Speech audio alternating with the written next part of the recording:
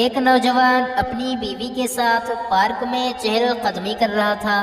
اتنے میں ایک خوبصورت لڑکی نوجوان کے پاس آئی، اس کا مزاج پوچھا تو اس نوجوان نے بتایا کہ یونیورسٹی کے دنوں میں یہ لڑکی اور میں ایک ساتھ سویا کرتے تھے۔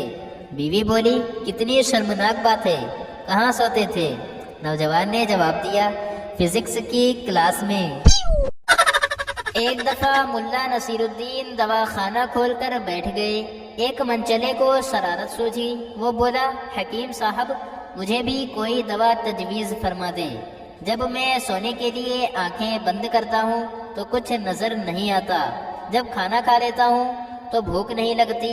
ملا فوراً بولے، یہ پڑیاں لو، ایک صبح جاگنے سے پہلے اور دوسری رات سونے کے بعد کھا لینا، انشاءاللہ شفا ہوگی۔ دو دوست جنگل میں جا رہے تھے کہ ایک شیر سامنے آ گیا۔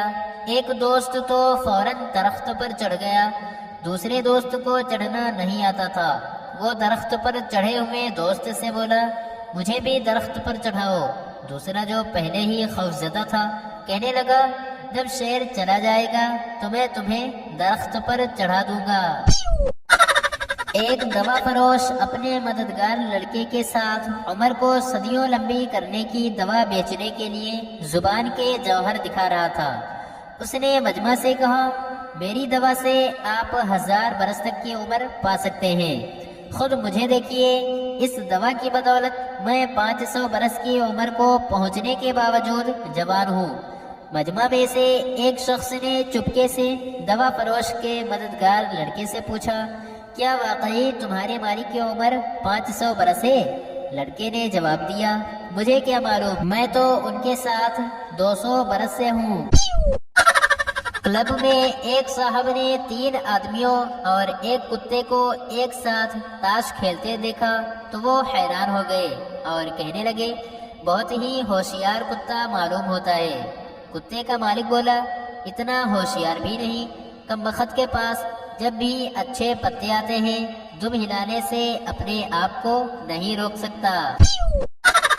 شادی کی تقریب سے ایک دن پہلے ایک نوجوان پادری کے پاس گیا، اپنے سابقہ گناہوں کا اعتراف کیا اور پھر پوچھا، اب میرے گناہوں کی سزا مجھے دوسری دنیا میں تو نہیں ملے گی؟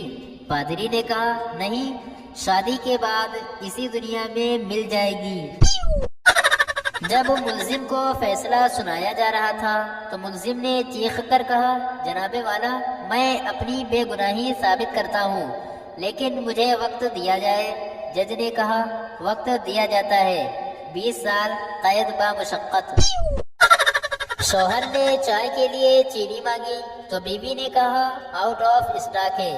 بچے نے آؤٹ آف اسٹاک کا مطلب پوچھا تو باپ نے کہا، گھر یا دکان میں کوئی چیز نہ ہو تو اسے آؤٹ آف اسٹاک کہتے ہیں۔ دوسرے دن باپ کے کچھ دوست ملنے کے لیے آئے تو بچے نے ان سے کہا، آج ڈیڈی آؤٹ آف اسٹاک ہے۔